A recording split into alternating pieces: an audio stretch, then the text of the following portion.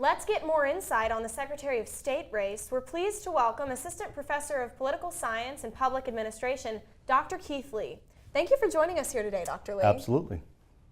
So, this runoff election, what exactly does it entail? Well, there's two races, but the one that we're concerned about most is the Secretary of State's race. And as you know, the Secretary of State's office is the one, among other jobs, their primary function is to govern elections and voter files, which has been, as you recall, a heated topic in the last 6 months.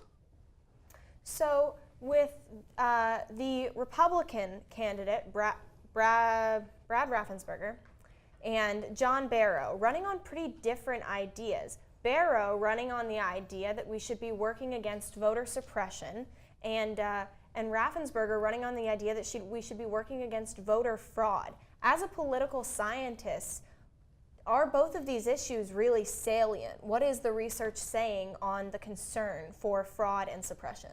Well, there's overwhelming research on the issue of voter suppression, particularly after the Shelby County v. Holder Supreme Court decision in 2013. So John Barrow certainly makes some fine points. On the other hand, there's very little evidence in the literature to suggest that voter fraud is occurring. In fact, we do know that it does occur, but the numbers are very small. So it's not, while it's a great talking point, it's not something people should be worried about. All right.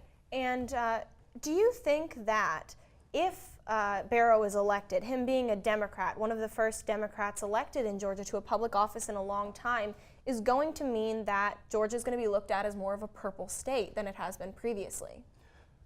I would caution voters to put any emphasis on this election, not to do that, because this is a very special election. One, we know that special elections, by their title, don't necessarily give us a window into the future. It's a very specific, with very specific names. And John Barrow has a history in Georgia. It has a lot of name recognition. So if you look at the numbers from the November election, the reason Barrow is in a runoff instead of Stacey Abrams or Sarah Riggs-Amico is because of that name recognition that helped drive him in the numbers. And do you think that given the November election, given the possibility of Barrow being elected in this, do you think Georgia is going to be treated on a national level as more of a purple state and less of a Republican stronghold than it has in the past? Absolutely. In 2008, there were two states that lost for President Obama, that he lost, and the first one was Montana. That was the closest state that Obama lost to McCain, Georgia being a distant second.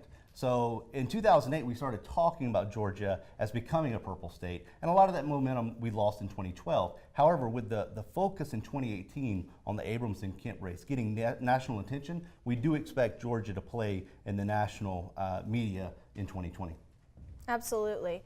And we always see a big buzz for the governor election, but how important is it that Georgia voters focus on and vote in this runoff election? As a political scientist and as a citizen of the great state of Georgia, all elections matter, and we are in a democracy, and your voice matters, so do get out and vote on the special election.